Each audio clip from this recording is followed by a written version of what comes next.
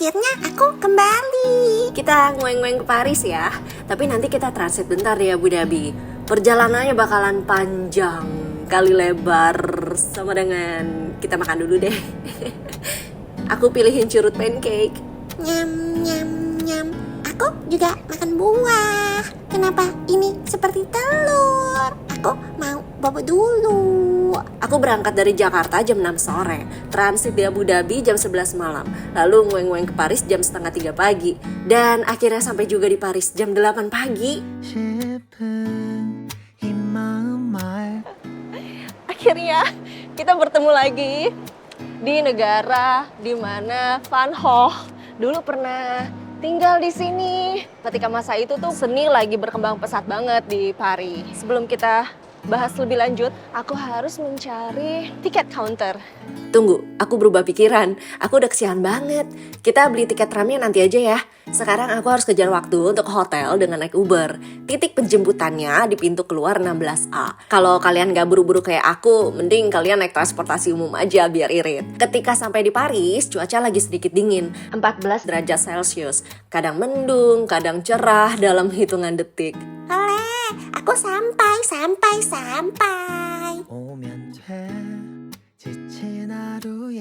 Aku sampai hotel jam setengah 12 siang. Lama banget kan? Kebanyakan salfok sih di luar rekaman. Check-in baru bisa jam 2 siang. Jadi aku ke hotel hanya untuk nitipin koper. Nanti agak malam baru balik lagi ke hotel untuk check-in. Salah satu bucket list aku adalah napak tilas Van Gogh yang di Paris. Aku tuh suka banget sama Van Gogh karena cara dia menjalani hidupnya, dia hidup dalam mimpinya, dan perjuangannya dia untuk mencapai apa yang dia mau tuh wow banget. Tapi sebelum itu kita makan dulu ya. Sini lagi hujan, kadang panas, terus kadang tiba-tiba hujan. Tapi nggak apa-apa.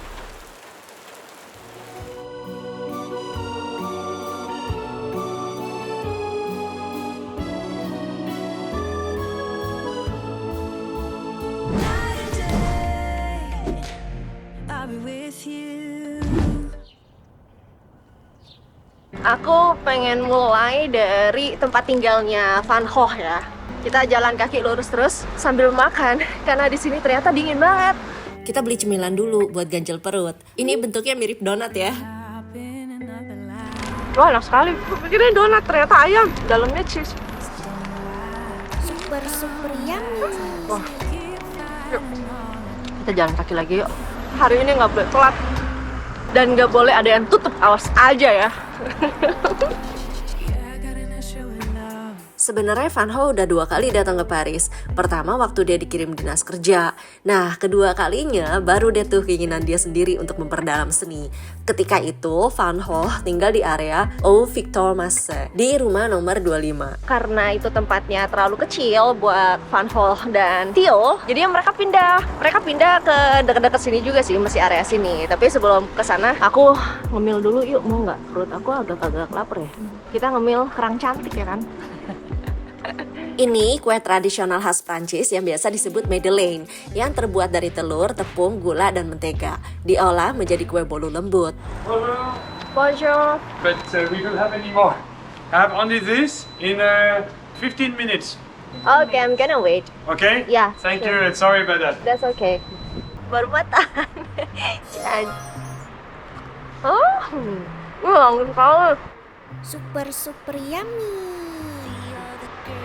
Tadi aku belinya berbagai macam rasa. Ya ini kayak wijen-wijen gitu.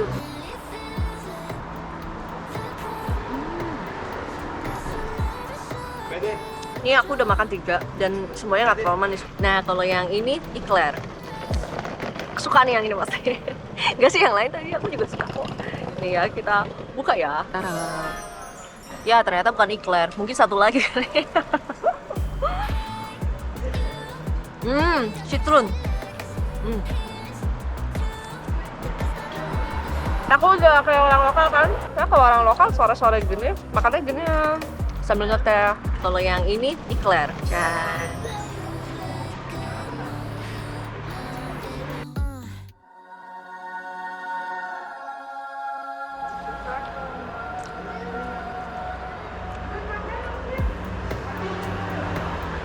Sebenarnya eclair itu dari Nutella atau apa sih?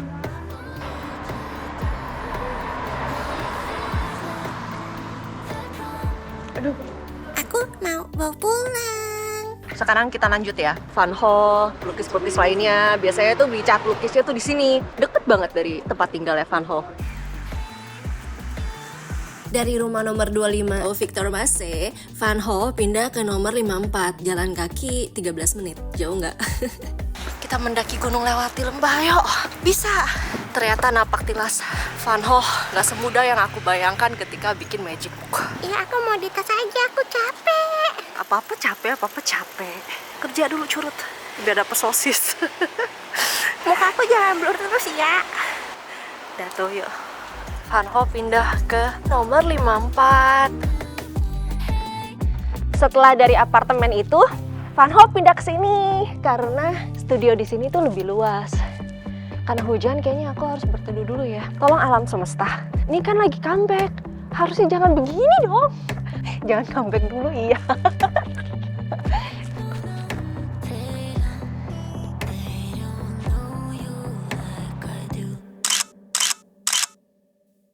Kita mulai dari makanan yang Paris banget. Cuma ini sebenarnya hitungannya street food ya. Cuma nggak apa-apa lah ya. Aku lihat gambarnya tuh udah nggak sabar menunggu untuk mencobanya. Soalnya orang lokal anggap toko ini terbaik di distrik Montmartre. Salah satu yang wajib dicoba eclair speculus. Tada! Ini kue sus ditaburin speculus kayak biskuit Biscoff.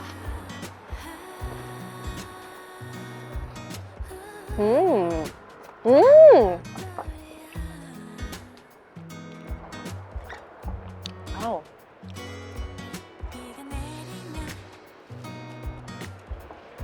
Dalamnya kayak rasa kopi, tau nggak? Tapi aku suka sini karena ini bawahnya mulus banget. Kita coba yang satu lagi ya. Kalau yang ini coklat semua.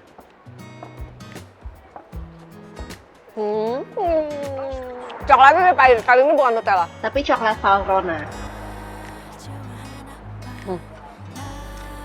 Tapi kalau disuruh pilih antara dua ini, aku lebih pilih yang ada taburannya, soalnya unik. Rasanya unik. Karena Van Gogh tinggalnya di sebelah sana, dia tinggal lurus aja kan. Jadi tuh dia kalau sore, jalan-jalan sore. Sotoy banget ya. Jadi ada salah satu tempat yang jadi inspirasinya dia. Sampai akhirnya dia melukis juga di sebelah sana. Jadi Van Gogh dari apartemennya ke sini tinggal jalan kaki 5 menit. Ya, ditutup ya? Ya, ditutup. Karena ini private property, jadi aku cerita singkat ya. Dulu di sini ada 13 kincir angin, tapi ketika Van Gogh datang, semua kincirnya itu nggak berfungsi. Tempat ini jadi salah satu inspirasi lukisan Van Gogh ketika tinggal di Paris. Lulung, Cut, ada lulung celut. Wek. Di depan ini ada kereta. Kita kesini dulu ya. Kalau kalian suka jalan kaki, nggak perlu beli Navigo sih. Aku beli karena napak tilas Van Gogh jaraknya jauh. Untuk tiket ada beberapa pilihan. Bisa beli tiket satuan atau Navigo Easy Pass. Bayarnya pakai kartu kredit atau cash. Ini tiket keretanya. Kita naik kereta. Balik ke topik. Kehidupan Van Gogh dibagi 6 bagian. Den Haag, langkah awal Van Gogh sebagai pelukis. Nuenen, rumah bagi banyak petani dan tempat ideal untuk Van Gogh jadi pelukis petani. Paris, di sini Van Gogh mengembangkan gayanya sendiri yang terkenal dengan warna-warna cerah. Arles, masa di mana hidup Van Gogh penuh dengan badai. Saint-Rémy, tempat di mana Vincent Van Gogh dirawat karena kesehatan mentalnya. Tapi dia tetap produktif sih. Almond Blossom lahir di sini. Lalu terakhir, Uvechuas. Ini tempat di mana Van Gogh terakhir kali tinggal di sana sebelum akhirnya meninggal. Kita udah sampai ya.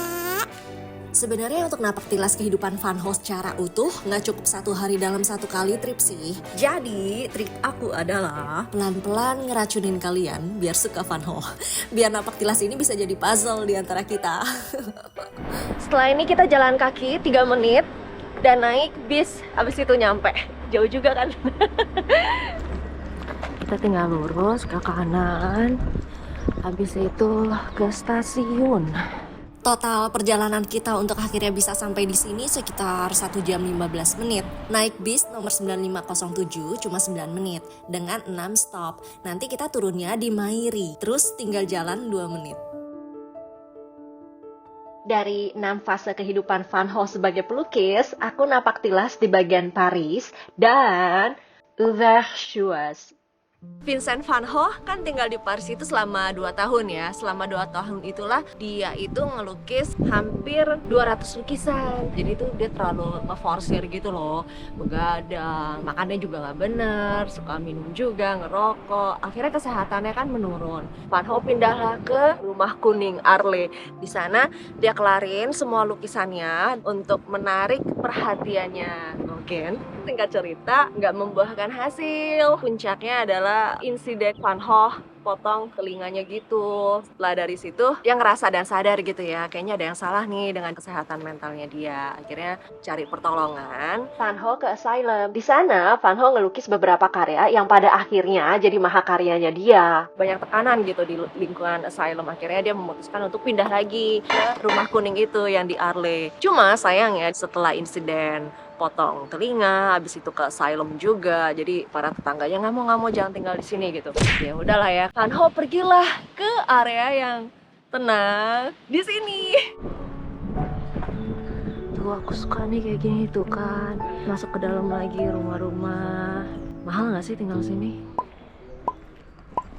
Mahal kali ya. Mahal lah, makanan aja mahal. Sekarang kita menelusuri jejak langkah Van Gogh di Overchuas. Van Gogh sampai di sini tanggal 20 Mei 1890. Dia sewa satu kamar di rumah keluarga Uberstravu. Biaya sewa per hari 3,50 franc, udah termasuk makan. Kamarnya di atas loteng, nomor 5, luasnya 7 meter persegi. Terlalu kecil sih untuk seorang pelukis. Kita masuk ke dalam ya. Tempat ini akan membawa kita ke masa di mana Van Gogh berjuang untuk menjadi pelukis yang dikenal. Aku harus beli tiket untuk lihat kamar Van Gogh. FYI, situs ini diklasifikasikan sebagai monumen bersejarah. Soalnya ini satu-satunya rumah tempat tinggal Van Gogh yang masih dilestarikan dalam keadaan aslinya.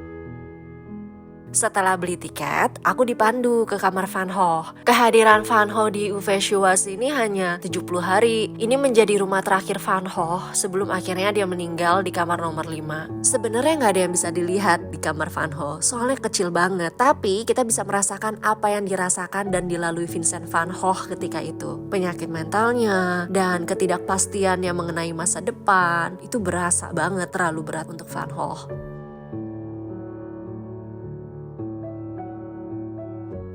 Cuaca kembali gloomy. Kita menuju puncak dari napak tilas kehidupan Van Gogh. Aduh, udah mau gerimis lagi. Buka aja deh dulu. Baru hari pertama kan. Tapi aku udah suka banget. Kayaknya aku bakal mau balik lagi ke sini tanpa syuting. Semoga bisa.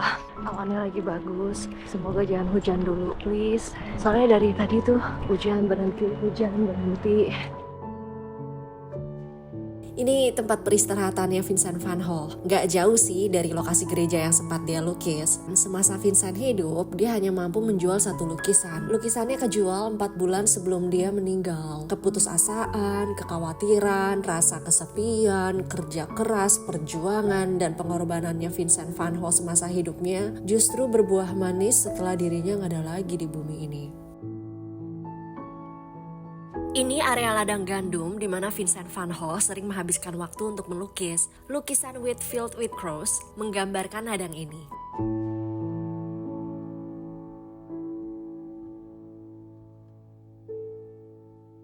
Sekarang aku mau ajak kalian ke salah satu tempat. Ini kalau kalian suka banget ya namanya art, terus kalian koleksi lukisan potret gitu ya, kalian wajib ke sini. Karena aku koleksi berbagai macam lukisan potret aku dari berbagai macam negara kan. Jadi ini aku wajib ke tempat ini. Aku ngomongnya agak susah, nggak apa-apa ya. Bibir aku udah agak kaku nih. Semoga dengan napak tilas Van Gogh,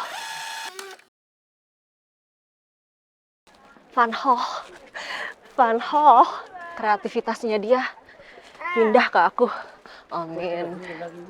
Iya, aku mau tinggal di Pali-Pali. Mahal Curt, nggak sanggup aku. Makanya iya kerja jadi kebanyakan hiatus. Nggak diragukan lagi. Setelah menghabiskan waktu di sini, Place du Tertre jadi salah satu tempat favorit aku. Tempat ini kental dengan art, dari shopping stand, pernak-pernik, bahkan kita ditemani dengan live street performance.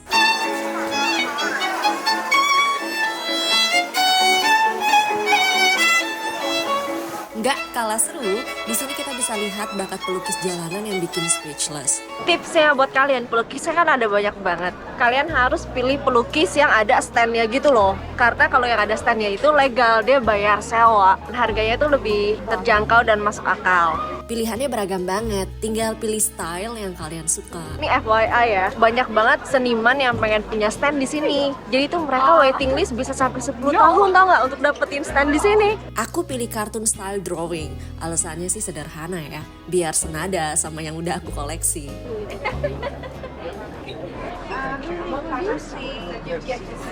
C'est là qu'on s'est connu, moi qui criais pas bien, et toi qui causais du.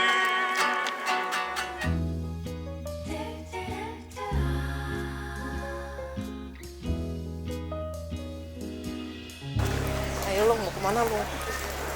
Bye Long. Seharian hujan terus dong. Gara-gara kamu nggak mandi sini, jadi hujan. Besok mandi ya. Untung hujannya nggak lama, jadi aku masih keburu untuk kejar waktu ke museum terbesar di dunia. Kamu lagi makan-makan ya? Lu jangan diganggu Culut. Aku juga mau makan. Museum yang aku maksud adalah Musée du Louvre. FYI, ketika Vincent van Gogh tiba di Paris, dia langsung mengunjungi museum ini. Kenapa? Karena karya seni dari semua master besar dipajang di sini. Nanti kita lihat ya.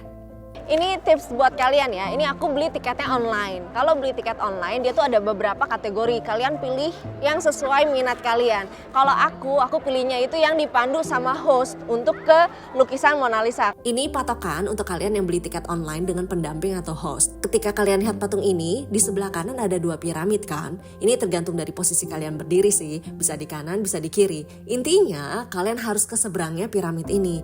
Jalan lurus sampai ujung, sampai kalian lihat ada papan merah dan penjaga dengan rompi merah. Tinggal kasih lihat e-tiketnya. Terus mereka akan kasih stiker dengan angka untuk kita tempel di baju. Aku juga dapat stikernya. Terus kalian nggak usah keluar masuk untuk beli makanan karena di dalam itu ada kafe juga. Dan yang terakhir, pintu masuk yang aksesnya lebih mudah itu di karusel. Alasan aku pakai host karena aku punya keterbatasan waktu untuk membedah tata letak ruangnya. Jangan lupa, ini kan museum terbesar di dunia ya. Jadi kalian kebayangkan sebesar dan seluas apa tempatnya. Begitu masuk di hall pertama, kita akan disambut dengan karya lukisan Langit-Langit Eugene. Lukisan yang juga dikagumi oleh Vincent van Gogh. Kantor aku. Beberapa lukisan yang wajib kalian lihat dan nikmati. Ini dia. Untuk lukisan Mona Lisa, orang yang nggak terlalu into seni itu juga pasti tahu lukisan Mona Lisa. Cuma nggak seperti banyak orang pikirkan adalah Mona Lisa itu kecil banget ukurannya. 77 x 53 cm. Itu lukisan nggak pernah nyampe ke kliennya. Katanya sih ada 2 kemungkinan. Antara yang pertama emang lukisannya belum selesai dan belum sempet dikasih ke kliennya. Sama yang kedua, ya namanya seniman kan emang rata-rata perfeksionis banget ya. Nggak mau karyanya tuh ada cacatnya dikit gitu. Teori yang kedua ini bilang Leonardo da Vinci mungkin ngerasa kayaknya lukisannya itu kayak nggak sempurna gitu. Ya udah deh, batalin aja deh orderannya daripada gua kasih karya gue ada cacatnya gitu katanya. Kalau lukisan The Wedding of Cana itu kalau kalian masuk ke dalam itu udah center of attention-nya tuh dia. Soalnya paling gede banget. Kisahnya itu menggambarkan adegan Alkitabiah ya. Yesus mengubah air menjadi anggur. Itu salah satu mahakarya Veronis yang hebat. Warnanya dalam dan kaya. Tapi sayangnya di situ tuh selalu rame gitu. Banget ya sama kayak Mona Lisa sih sebenarnya. Kalau pahatan Venus de Milo, ini yang paling menarik sih. Aku suka pesannya gitu. Tubuhnya tuh kayak reruntuhan.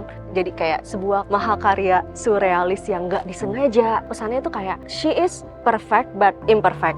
She is beautiful but broken. Kayak gitu loh. Jadi kayak kita gitu kan. Kalau kalian gak syuting dan gak buru-buru seperti aku saranin untuk explore semuanya dengan tenang. Karena banyak banget mahakarya yang bisa dinikmati. Gak cuma seni lukis ya, tapi juga seni pahat. Gak berhenti sampai di situ dong. Bahkan ada ruangan khusus mumi. Kita juga bisa lihat perabotan antik Ratu Prancis, Marie Antoinette. Kalau capek, tenang. Ada banyak spot untuk kita istirahat sembari menikmati lukisan, pahatan, bahkan interiornya. Kunjungan ke sini kurang komplit tanpa masuk ke toko souvenir. Pesan aku cuma satu sih, hati-hati kalap.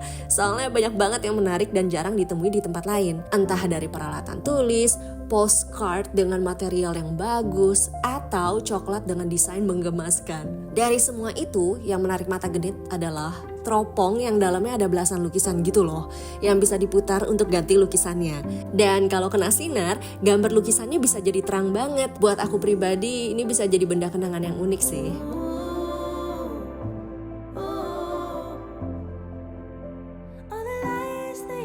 Aku mau ajak kita makan. Kita belum makan bener banget. Ini definisi sesungguhnya tentang selera itu beda-beda tergantung lidah kita. Tapi semoga di lidah aku cocok sih. Lego. Kenapa masih terang-terang? Kapan aku bobonya kalau terang mulu?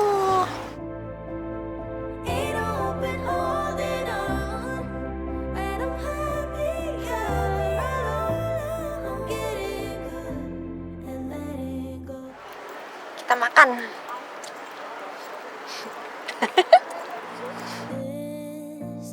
Wah, kenapa lucu sekali? Kapan aku bisa sebesar itu? Aduh, aku juga mau ngintip-ngintip.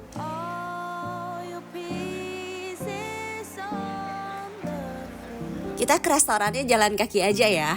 Mumpung cuacanya lagi gak terik. Lagian jaraknya juga deket sih. Cuma 13 menit. Aku suka jalan kaki. Kalian tahu nggak?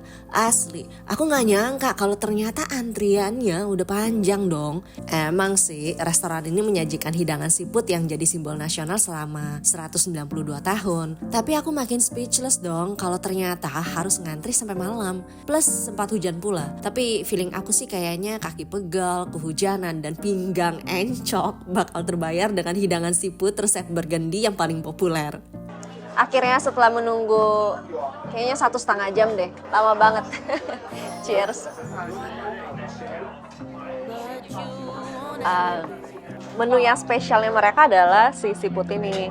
Sebenarnya cara masaknya itu ada beberapa macam, tapi yang paling favorit adalah yang tradisionalnya. Isinya itu ada mentega, garam, dan Super yummy. aku udah yakin sih, ini pasti cocok di lidah aku. Lidah aku soalnya nggak terlalu rewel sih. Mungkin, nggak ini cocok.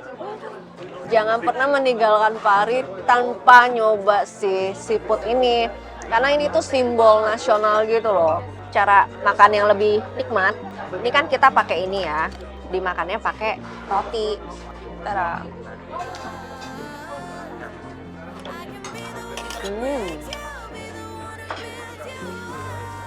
Apalagi kalau rotinya dipakai ini ya nih, meresap gitu. Nah, ini roti ini membantu untuk menyerap rasa menteganya. Jadi rasanya makin kaya. Wah, aku suka. Curut harus coba makan ini. Pasti Curut suka. Bagaimana cara makannya? Harum sekali. Nyam, nyam, nyam. Wah. Kelar syuting tuh sekitar jam 10 malam. Aku langsung ke stasiun metro untuk balik ke hotel. Perjalanannya kalau nggak salah sekitar 28 menit deh. Tadi siang kan aku belum sempat hotel tour ya. Let's kita lakukan secara cepat sebelum aku unpacking, mandi, lalu tidur. Aku dapat di lantai 5. Begitu masuk langsung ada 2 bagian di sebelah kiri. Satu bagian khusus untuk mandi, ini nggak ada pintunya masa. Lalu di sebelahnya bagian untuk urusan bisnis, yang ini ada pintu. Tipe kamarnya eksekutif double atau twin room.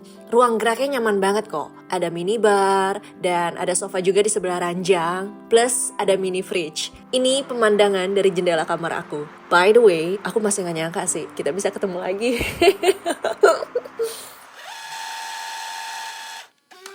For the first time in ages. Aku mendarat dulu di Abu Dhabi. Curut gaya nih, sekarang curut yang jadi talent. Perut aku kriuk-kriuk. Aku harus mencari makan. Tapi di mana? Di mana? Di mana? Ya, muka aku jangan di-blur. Aku menemukan tempat yang luas sekali. Ukuran makannya jumbo. Besar sekali daripada aku. Sama kan?